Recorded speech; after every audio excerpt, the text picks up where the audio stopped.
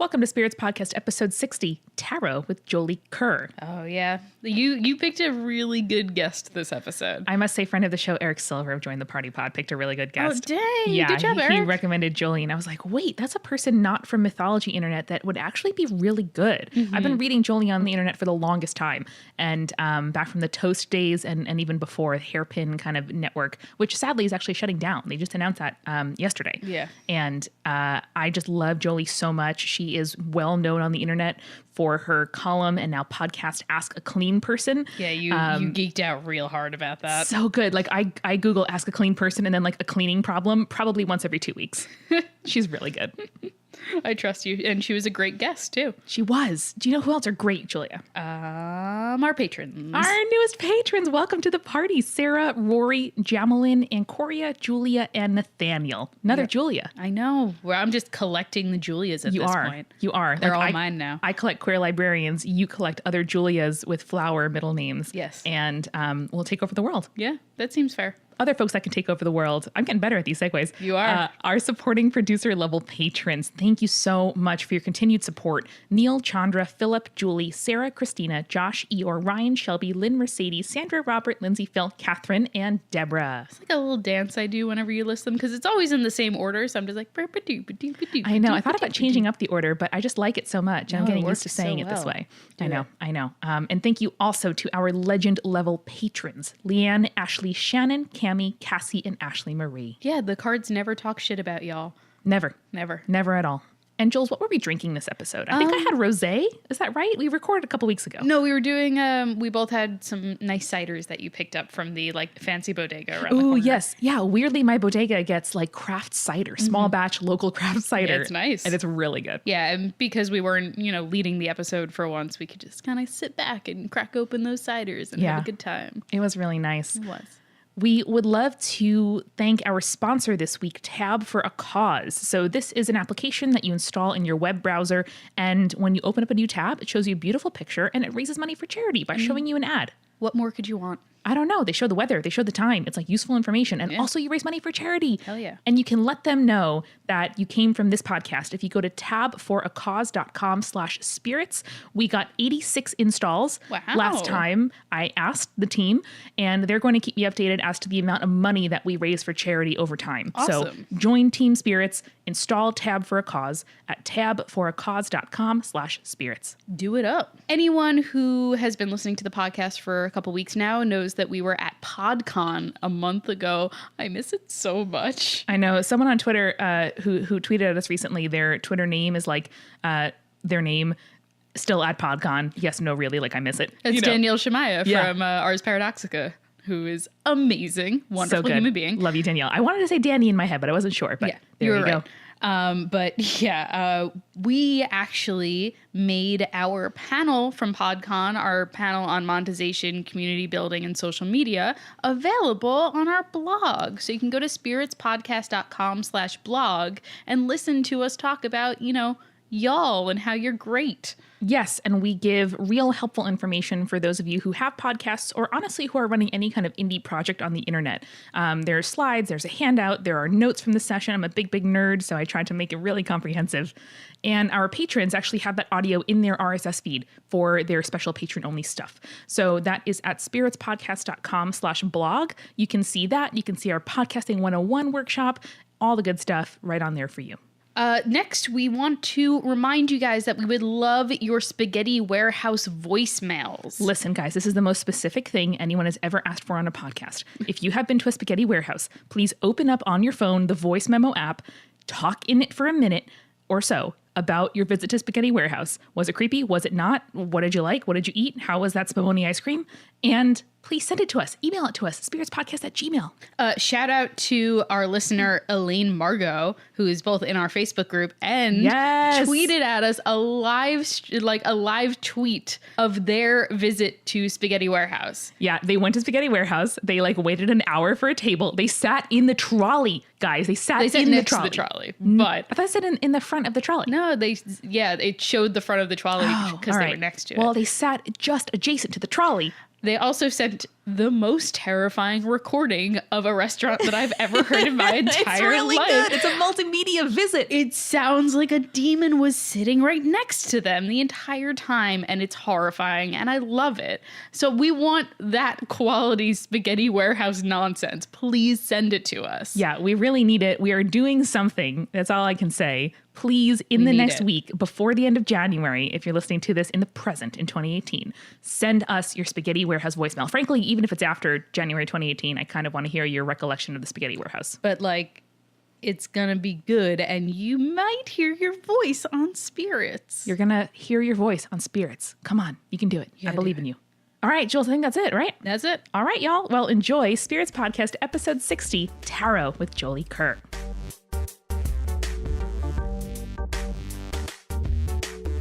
We're so excited today to be joined by Jolie Kerr, who is the host of Ask a Clean Person, one of my favorite podcasts of all time. I love it so much. And the author of a very funny book about cleaning called My Boyfriend Barfed in My Handbag and Other Things You Can't Ask Martha, which I don't know if you guys know, but I love cleaning. And so I have been a big fan of your writing for a long time. Oh my gosh, thank you so much. That's so nice. And we're really excited to be talking with you today about something that I don't think either Julia or I know very much about, right? Mm-hmm. Jules? I know a little bit of history about it, but we'll go like I'm completely blind on this topic. You'll try on my shoes for a second. I'll pull an Amanda. It's fine. Nice. So Jolie, tell us all about tarot. All about tarot. There's so much to know about tarot, and I will say I'm not a tarot historian. I did a ton of research in preparation for the show. We're already head and shoulders above how prepared I ever am for recording, so I'm very excited to hear it. Because I wanted to be able to talk a little bit about the history of it, but I'm not a tarot historian, and the history of the tarot, like much of history, is a little murky. Mm-hmm. Yeah. So some of the things that that people talk about when they talk about the history of tarot isn't necessarily entirely accurate. And I think, compounding just like the murkiness of history anyway is the fact that tarot is associated with the occult, and there have historically been a lot of forces that maybe want to suppress the tarot and occult topics. And those forces tend to be the ones writing the history. So there are all kinds of sort of fun and interesting layers to the history of tarot. And I think also probably the biggest thing that I tell people, in modern day, when I talk about tarot, when I do readings for friends, or if I invite friends to come for readings with me, with professionals, is that it's not fortune telling. It's not going to predict the future. Mm-hmm. It's a medium to crystallize circumstances that you may be experiencing, things that you may have experienced in the past, and think about the choices you have going forward. And for me, I find that my practice just lends me a lot of clarity in my life. Sure. And also it's kind of fun and interesting. And the cards themselves are very interesting, and the iconography that's used and all of that stuff. So that's kind of my general spiel about tarot. I did you guys, you'll since you're Ask a Clean Person people, you'll appreciate this, I think. I did a reading right before we started recording. That was a cleaning spread. Ooh. Nice. And it was very interesting and edifying for me to do that. I'm like in a phase right now where my readings have been telling me, and my horoscope has been telling me to that I'm in a period where I need to be sort of like energetically and spiritually cleansing and cleaning things. Yeah. And some of the things have been very specific, like clean out your closet or reorganize your home. And I'm like, you guys, do you know who you're talking to? I literally, there's nothing left to clean in this home. I'm on it.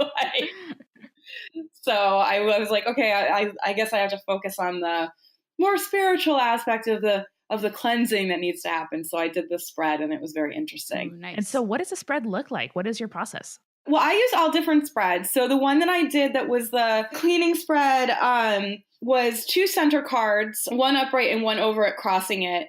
That represents where the querent is now. So in tarot, we use the term querent. That basically means the person who is asking the questions of the tarot. So when I do my own readings, I'm the querent and the reader. Right. When I go to a reader, the reader is the reader and I'm the querent. So those were the center cards. And then to the left and below the center cards, in the 3 and 4 position was, and it's kind of a cheeky little spread, which I love. It was 2 cards to represent all that junk under the bed and how to tackle it. I love that. And then, which is also hilarious since there are literally only 2 things under my bed. I don't keep junk under my bed. You're like, come on. Because I'm me. Yes. And then there is an arc of 3 cards, the 5, 6, 7 position above the 2 center cards that represent redecoration or fresh ideas. Nice. And then 1 card on the right below the 2 center cards that is, it is definitely time to chuck this thing out. And actually that card, I was so surprised. I thought there are cards that come up in my readings sort of over and over again and that tend to end up representing very specific people in my life. And I really thought that the number 8 position was going to be the Page of Cups, which is a card that represents a very specific person in my life. And it wasn't actually. It was the 3 of Cups, which represents another very specific person from my past who's sort of a little bit lingering around. And I was so surprised, like, oh my God, that 3 of Cups. Holy cow, I got to deal with that thing that I sort of thought I thought I'd already dealt with, but obviously, like, there's still one last thing to close that chapter out. So I was like, all right, I get it. I see it all. Clarity. I get it. I like that idea of the cards talking shit about people in your life. Yeah, they're like, hey. Awesome. Oh yeah, they definitely do. I mean, they talk shit about me too. That's just how it is. I'll say the 2 cards that I got for where I am right now were like, one was the 3 of Wands, which is it's a man who's looking out on the horizon and he's carrying 2, so the wands kind of look like staffs, like wooden staffs. So he's got 2 in front of him and then he's got 1 on his back. And that's a very good card. It means it basically represents you're laying plans for the future. You're looking out onto the horizon and the things that you're doing and the plans that you're laying are the right ones and that it's good for you to be looking forward. But the card that I had crossing that was the 10 of Swords, which is literally a person lying on the ground with 10 swords in his back. I do know that one. Yeah. Nice. And I was like, damn you, 10 of Swords. We meet again. and the thing is that really, as frustrating as it is to see that card, that really is exactly where I am. I am laying plans and I am in a period where unfortunately, I've suffered a number of betrayals. And I'm processing that, but I'm processing that by looking towards the future and just figuring out what comes next. Yeah. So it rang true for where I am, but it also was kind of like, oh, I wish that wasn't where I am. And so is there a temptation to kind of like read into those cards the meaning you're looking for? Like, at least for me, it would be so tempting to be like, yes, my path is correct and I don't have to challenge anything and every choice I've made is correct, So how do you kind of face, I don't know, like an unwanted truth, or are none of the truths unwanted? Yeah, I mean, I definitely think that this has been true in my own life, and it's, I think, true of anyone who does tarot readings for other people or for themselves. That it's very easy if you want to delude yourself into seeing something and getting the meaning you want out of it instead of the meaning you need out of it. Of course, that's a risk that you take, and it's a challenge. But also, what's the point in doing in working with the tarot if you're not going to work with the tarot? What's the point in using the tarot for clarity if you're going to continue to see things through the lens that you choose to and not get clarity out of them? So you're really cheating yourself if you do that. And of course you can. And it's one good reason to go to a reader and not do your own readings, especially, I find when there are subjects for me that, I really know I want a specific outcome, instead of reading for myself, I'll go to a reader because then it's a neutral party who's going to keep me honest. And I had that happen maybe about a month ago. I went to an amazing woman here in New York, and she was so life-changing. She was hard on me. I mean, she was not going to let me get away with twisting what the cards had to say. And it was good, and I appreciated that. But like, if I had been doing that reading on my own, oh yeah, I would have told myself 1,000 lies. No, it's all fine. So, which is why I didn't. It vaguely reminds me of a spiritual therapist, someone that you can bounce your ideas off of, and the fact that you can't get away with twisting it to be like, well, you know, my relationship with this person, it's fine, it's okay, it's not that toxic, and then it's someone like your therapist or your best friend comes in and is like, listen, it's bad. You got to accept that it's bad and either move on or do something that's going to change the situation that you're in. Yeah, I was thinking of a personal trainer who, you know, you're there and you're showing up, and I can tell myself that I totally did 10 actual pull-ups. I've never done 10 pull-ups in my life. Done 10 actual sit-ups maybe. And they're like, actually, you know, your feet totally left the ground or your shoulders weren't right. And they're just there to help you do what you know you need to do, but maybe you couldn't make yourself do on your own. I like that. Yeah, I think I love both of those comparisons, actually. I think that that's exactly it. And I think it probably goes back to a lot of what I was saying about, like, it's not fortune telling, it's guidance, just the way a therapist would guide you, but isn't there to make your decisions for you. And just like a personal trainer is there to guide you, but you still have to do the work. Yeah. And definitely, I mean, look, I'm a crier, and I cry. Me too. At everything. But I literally cry at every single tarot reading I go and get. Like, and I'll walk in and I'll be like, this is the one. I'm not going to cry today. I'm in such a good place. 10 minutes in, I'm like, you know, just like a total wreck. And it really is like therapy. And, you know, the thing is, sometimes you get readers who you don't connect with, or, you know, whatever, the reading itself isn't really hitting you in the right places. I had one a couple months ago where, like, the reader, he was very young, and I don't think he was ready to be doing the work that he was doing. And, you know, I wasn't that moved by the things he was telling me. I teared up a tiny bit, but like not like my usual. But this other woman who I just went to last month, I mean, I was just a deluge of tears. Like, I was just a total wreck by the end of it. And, you know, I kept apologizing. She was like, "Do not apologize. First of all, this was really intense. Like, you've been going through something intense, and I can see it here, and I can see it as I'm talking to you, and you have work ahead of you, and it's okay to cry. It's okay to work through a lot of that here. That's part of what the work I do as a spiritual reader is." So, I mean, I would encourage everyone. I know some people are kind of scared of the tarot, and I understand that no one should do anything that they're uncomfortable with, but like, going and getting a tarot card reading can really be life-changing. How did you actually get started doing it? So I grew up in Boston, and my mom, when I was like maybe 10-ish or so, my mom would take me up to Salem every year during Halloween. And in Salem, they have what they call a psychic fair during Halloween time. And they have like lots of other stuff at Halloween time. Salem's amazing at Halloween, obviously. And so my mom would take me up to Salem to the psychic fair, and I could like pick out whatever. I could have like one service. I could pick out whatever I wanted, crystal ball or palm reading, or, you know, anything I wanted. And I always ended up gravitating towards tarot. And then when I was a little bit older, like maybe, you know, middle school, when kind of, you know, girls tend to get into the kind of like mysticky occult type stuff. I got a deck of tarot cards. I actually still have it. It's my original deck. And I know, I actually, like, before I did this, I pulled out all of my decks because I was like, I don't even know how many I have. I have 6, it turns out. Yeah, I was going to ask what the grand total was. We would love a photo if you can. If I did take a photo for you, actually. I laid them all out so you can see them all. 4 of them are serious decks, and one is a novelty deck called, this is very on brand for me, it's called the Housewives Tarot. Yes. And it's, you know, it's a novelty. I wouldn't really do readings with it. It's very cute, but I wouldn't really do readings with it. I would do like fun readings maybe for friends.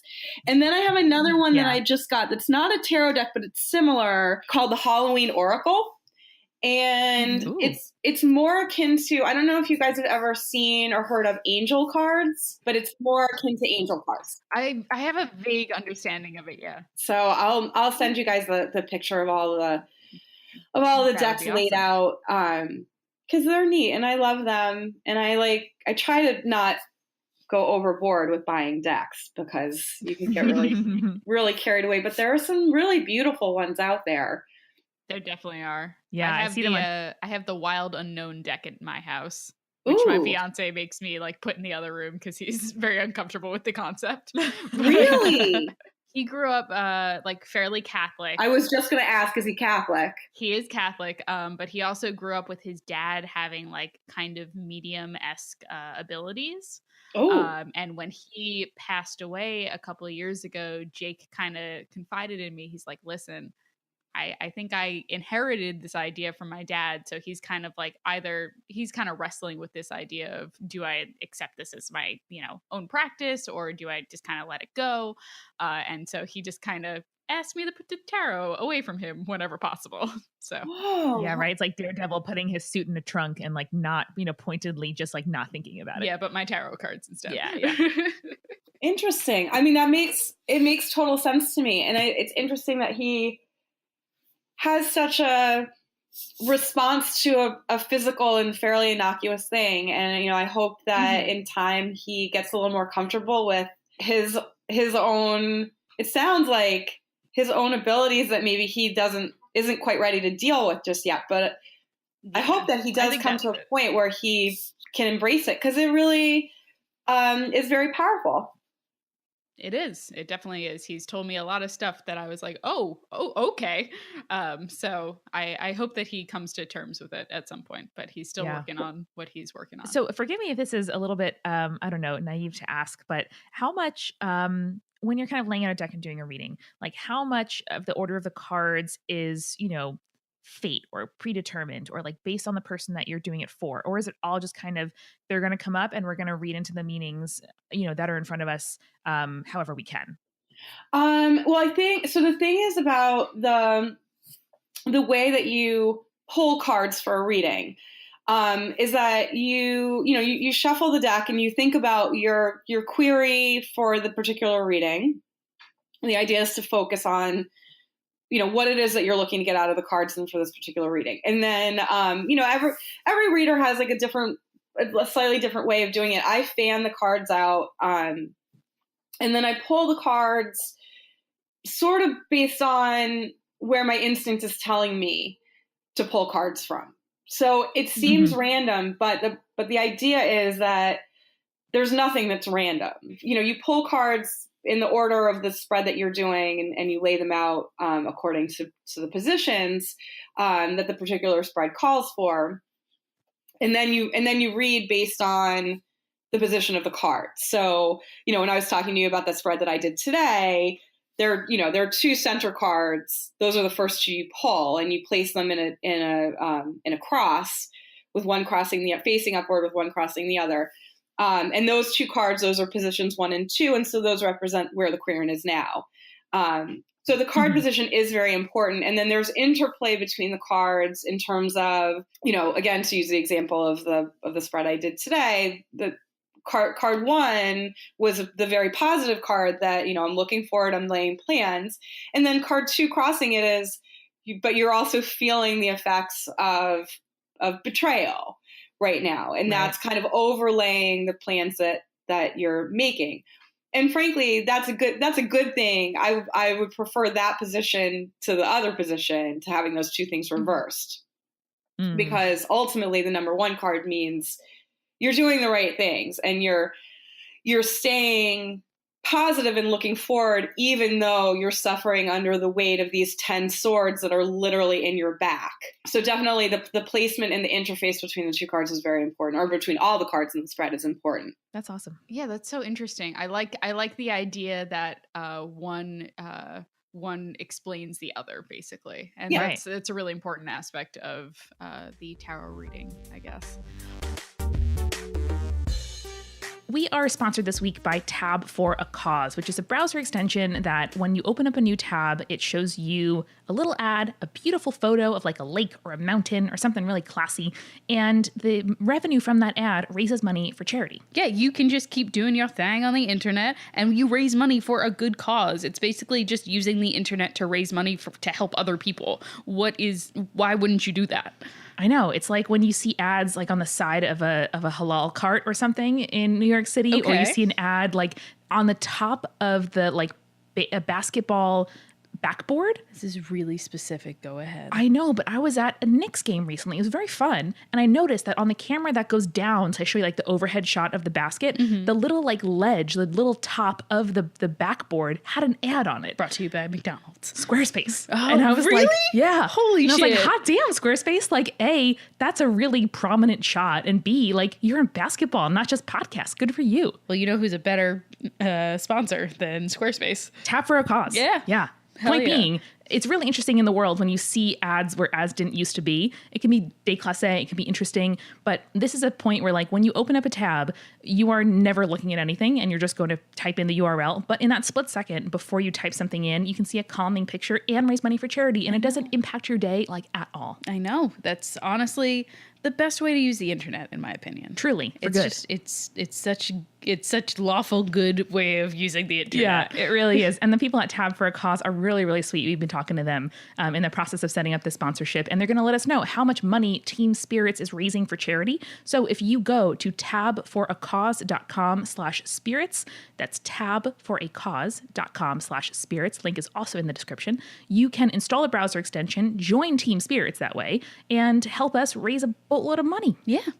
We want to see how much y'all can bring to the table when it comes to sweet, sweet donations to a charity. And every time now that I open a tab and immediately forget what URL I was going to type in, I can at least be raising money for charity. That's the important part. Cool. So thank you again, Tab for a Cause. And with that, let's get back to the show.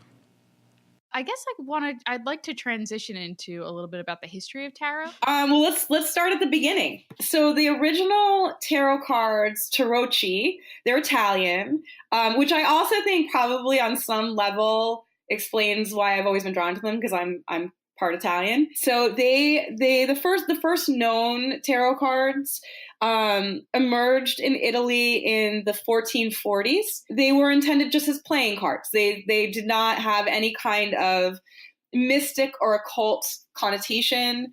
They were cards that were drawn for well-to-do people to play card games with, and they don't really. There's no real clear information on how the game was played.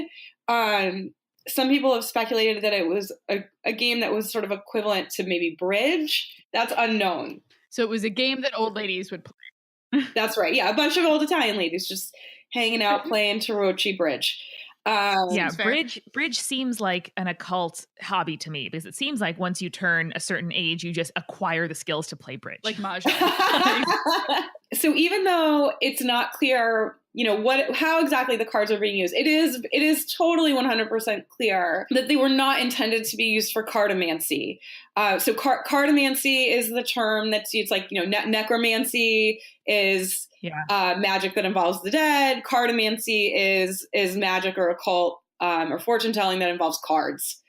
Mm-hmm. In somewhere between 1450 and 1470, the church decided they did not like these cards, and Catholic Church. the good old capital C Church. And I should say, I even though I wasn't raised particularly Catholic, I am Catholic, and I was married in the church and all of that stuff. So nothing that I say here should be taken as like a disrespect on the Catholic Church at all.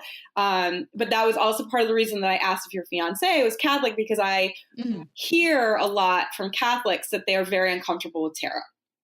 Yeah, both Amanda and I were raised in the Catholic Church as well. So yeah, it just like something in my body is like, nope, if that's like a saint and you can't do that. No, like there's just some kind of, I don't know. I mean, again, it's probably because it's really familiar, and it probably like hits on things that, are either like a familiar version of something or like just slightly queer or slightly off from things that you learn. So, I mean, I understand why it would hit close to home. Yeah.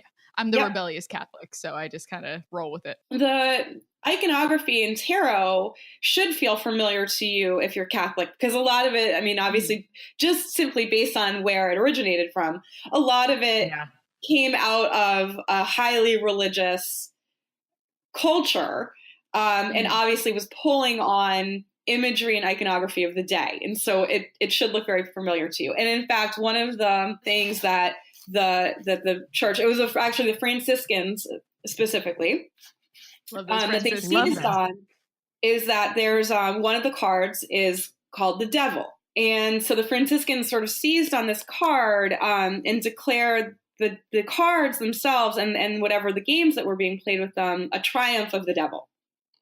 And seems fair. That was kind of it for the tarot for a good long while. Yeah, nothing like being blacklisted by the Franciscans to really take the oomph out of a up and coming game. Exactly. So then fast forward to 1770, and there was the first use of the tarot for occult or mystic purposes emerged during that time. Divinatory meetings were assigned to the 32 cards from the original Tarot deck. And that was when the cards sort of made the transition from just like innocuous playing cards to cartomancy. Mm-hmm. And during that time, there was sort of this murky thing that was being said that the cards originated, or the imagery from the cards originated in Egypt. This is not true. Then throughout sort of that whole period and leading up into the 20th century, it was also said that the cards originated with the Roma, that they originated from the Kabbalah and Jewish traditions. It's pretty clear that none of that is true, but you'll see those threads kind of woven throughout all of tarot history. It is pretty clear that it was like literally just Italian playing cards and not anything more than that. I feel like that's a common thing, just being a historian myself. It's a common thing that we go through cycles of our Western culture being obsessed with non-Western culture. Right. So starting it off at Egypt, that was a really big thing during the early 1800s, especially in the United States, and then kind of moving past that to Kabbalism or the Roma in particular. It's something that we get obsessed with the culture. We try and tie everything back to that, and then we move on to something else later on. Yeah, or it's like a safe, safe to the Westerners or Americans way to kind of explore, desires or hobbies that are kind of marked as like, transgressive or other, is to sort of dress it up in, a stereotypical outfit, fancy or foreign or whatever. Exactly. Nonsense. Like exoticism and whatnot. Like it's not the thing that you grew up with. And it's a way to say like, oh, I'm not deviant for, thinking about this thing. And anyway, it's just like an association of a kind of escapist fantasy, I think a lot of the time. Yeah. Yep.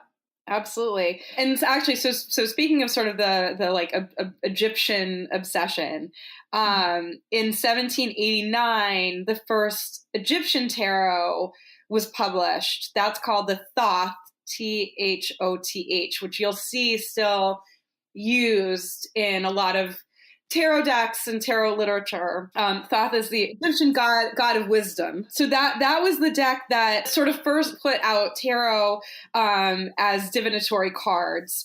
And this is actually, so as a historian, you'll also love this. That whole theory was basically totally blown out of the water not too long afterwards because of the Rosetta Stone. Of course. That's classic Rosetta Stone. Yeah. Yeah, so like just good. Way to go, Rosetta Stone. Yeah, it's like here are the answers to lots of questions you've always had, and also everyone is just wrong. Everyone is just so wrong. I'm sorry. So wrong. So then we fast forward to the 20th century. An artist named Waite, Waite, which is another name that you'll see all the time in tarot, created a standard deck that we know today. So that's kind of like, if you think of tarot, if you think of a deck, if you've gone to get a reading, you have probably seen the Rider-Waite deck. And actually that's the one when I was talking about the first deck that I had in middle school. Nice. It's the Rider-Waite one. That's the most common one. It's the one that you'll recognize if you go and buy like a catch-all tray with a tarot card image on it. It's definitely one from the Rider-Waite deck. Gotcha. I love that guy's name because it sounds like the sort of invitation to introspection that it seems like every tarot reading represents. Like you can ride or you can wait, y'all. Like you can come and like assess yourself and reckon with your future and your choices, or you can just not. I also like that you picked up a Southern I accent love while it. saying That is You're so right away. good. It's like a thing in Walker, Texas It's a Ranger. very modern take. Right. So that's basically the history of the tarot. Modern tarot is very, very much based on the Rider-Waite. The deck that I was using today for my reading is called the Morgan Greer. It's beautiful. It's beautiful, beautiful, beautiful. If you guys want a deck, I would definitely suggest getting the Morgan Greer one because it's so breathtaking. Even though my readings like recently have not been maybe exactly what I want them to be. Right. Like, I can't even get mad because the cards are so beautiful that I'm like, okay, well, I'll forgive you. Right. It's fine. You're so because pretty. You're beautiful. Yeah, because you're so pretty. So that's kind of where we are. The other thing is, and actually, you maybe find this interesting because it goes a little bit back to what we were talking about with the imagery based on medieval Christian and Catholic motifs, is that there are two cards in the Rider-Waite deck, the High Priestess and the Hierophant. Originally, those two cards were the Papist and the Pope. Ooh. We both got really excited about that. Yeah, and they were changed. The names were changed basically to sort of separate the deck away from Catholicism. And then another sort of little like terminology change that happened was that just like with a regular deck of playing cards, there are suits, but then there are also sort of major, what we call in tarot, the major arcana and the minor arcana. Originally, the major arcana was known as the trump cards and the minor was known as the pip cards. And I personally, not to get overly political, am very happy that they're no longer called the trump cards because I would not enjoy using trump cards. Same. And then the suits themselves, different decks use slightly different nomenclature for some of the suits, but generally speaking, the accepted ones are cups, wands, pentacles, and swords. Cups and swords have sort of always been cups and swords. Wands have gone by either staves or batons. And pentacles are sometimes known as coins. I like pentacles better. That's just my opinion. It's a good word. I do too. It feels more in line with the spooky nature of the tarot, I guess. Exactly. Yeah, right. What other occult things are you into? Is that the right word to use? Yeah, sure. Yeah, I mean, it's fine with me. I don't know if it's fine with everybody else, but it's fine with me. I do a lot of candle magic. I think that I'm also drawn to candle magic because, again, I think it's like a tie into the Catholic thing that my mom, even though my mom broke with the church before I was born and didn't raise me in the church, she's like still always rushing off to the church to light candles. Yes. And I think that for whatever reason, working with candle magic brings me a lot of comfort and it feels very familiar to me. I also find that when I'm doing it, I call on my grandmother, my mother's mother, who was very religiously Catholic, when I'm doing that, and I feel very connected to her, and I feel connected to her energy and the fact that she's, an angel who looks over me. And I also kind of know, like, even though she was a religious Catholic, like, she would not be mad at me for doing something that's a little bit different because she would recognize the ritual of it. Sure. Wow. Yeah. So those are probably my tarot and the candle magic are probably the two things I do. And candle magic for me is very much tied into the lunar cycle. And so certainly paying attention to the full moons and the new moons is very important to me. And I tend to do my rituals on those when those two things fall. I'm super, super into astrology, crazy into astrology. I love astrology. Wow. Totally believe it. And I have a favorite astrologer. Her name is Annabelle Gatt, and she's amazing. And I just like really enjoy her work, and I'm kind of obsessed with her. I want to have her on my podcast, but I can't figure out how to like combine astrology and cleaning. Spiritual cleaning. Clean out your self-perception. Yeah, well, no, that's the thing. There's actually a lot of spiritual cleaning stuff that I can do. And I want my tarot reader, who I was raving about, she kind of shut it down because she said it was just so much work. But she used to have sort of a side business where she went into people's homes to do spiritual cleansings. Yeah. And she had cleaning products that she made that were, all natural and based in, certain herbs and properties that would literally, clean surfaces, sure, but also would spiritually cleanse your home. And I was like, oh my gosh, you got to come on my podcast and you got to talk about this stuff. And it's so great. Like, so that stuff totally works within the construct of my show, but I'm not sure that astrology necessarily really does, but I'm sure I can figure out a way. I did just love that so much. I mean, from Feng Shui, to burning sage, to, even, I don't know, like people, feeling, is this pillow right for me? Or like, does this arrangement in my living room feel correct? There's so much to be said for combining the like physical, appearance and cleanliness and just like what your home smells like to your well-being. Yeah. Right. It's not even a psychological thing. It can be an empathetic or a spiritual thing too, which is really interesting. And like, absolutely. And actually one of the reasons that I don't have that much stuff under my bed is because it's bad feng shui to have a lot of stuff under your bed. Right. That's true. And ideally I would have nothing. But unfortunately, I live in a tiny, tiny, tiny little apartment in Manhattan, and I need to store my big ladder and my toolbox under my bed. Where else do you put it? There's literally no other place for those two things. But I also am like, okay, well, a ladder is actually a good thing under a bed because it's upward movement. And my tools are not a bad thing either. Like they build things and they fix things and they're productive. So I sort of tell myself this, but this is actually really funny. I think you'll appreciate this. Totally inadvertently, when I moved into this apartment, I put all of my cleaning supplies, like my vacuums and my feather dusters and all of that, in what actually turned out to be my money corner. Oh, that makes sense. And it was way, way, way before I was doing Ask a Clean Person. Wow. There you go. That really is fortuitous. Yeah. That is pretty good. Yeah. Actually, I take that back. It wasn't way before. It was like maybe a year or two before Ask a Clean Person started. There you go. Setting up that so like journey. I like manifested this job for myself inadvertently, I think. That there's something to be said for it. Listen, if it works for you, it works for you. Exactly. Yeah. Is there anything that we didn't cover that you would love to talk about? Gosh, no, I think, I just would really encourage people to, if they feel afraid of tarot, to think of it again, not as fortune telling, but really more as spiritual guidance. And, I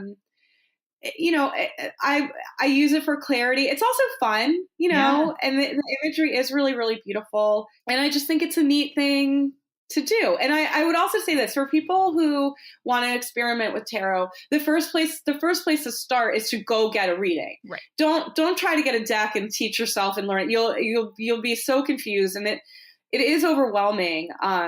There are a lot of cards. There's a lot to learn. I will in my lifetime never fully master the tarot. Wow. And so I would say that the right place to start is to go to a reading. And when you do, work with your reader.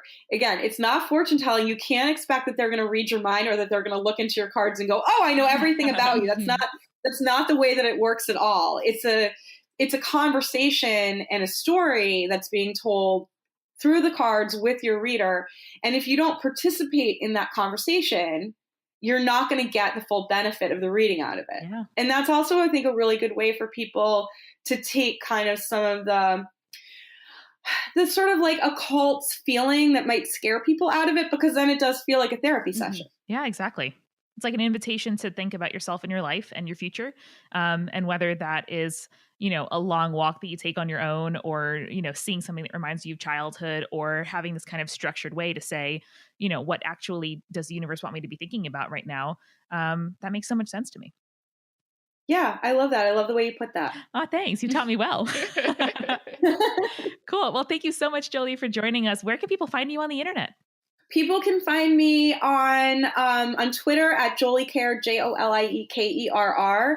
I write columns for Lifehacker, Jalopnik, and Deadspin, and my podcast is called Ask a Clean Person, the podcast, which you can find on iTunes, Acast, Stitcher, all the usual places you find podcasts. And you can also follow me on Facebook at facebook.com/askacleanperson. Yay! And I recommend that you do. Everyone needs to know how to clean a little bit better. And Jolie's got your back when you have to Google embarrassing questions. Yes. I love the embarrassing questions. The more embarrassing, the better. So don't be shy. Awesome. Cool. Well, thank you so much again for joining us. Thank you so much for having me. And remember, listeners, stay creepy. Stay cool. Spirits was created by Amanda McLaughlin, Julia Schaffini, and Eric Schneider, with music by Kevin MacLeod and visual design by Allison Wakeman. Keep up with all things creepy and cool by following us on Twitter, Tumblr, Facebook, and Instagram at Spirits Podcast. We also have all our episodes, collaborations, and guest appearances, plus merch on our website, spiritspodcast.com. Come on over to our Patreon page, patreon.com/spiritspodcast, for all kinds of behind-the-scenes stuff. Throw us as little as $1 and get access to audio extras, recipe cards, director's commentaries, and patron-only live streams. And hey, if you like the show, please share us with your friends. That is the best way to help us keep on growing. Thank you so much for listening. Till next time.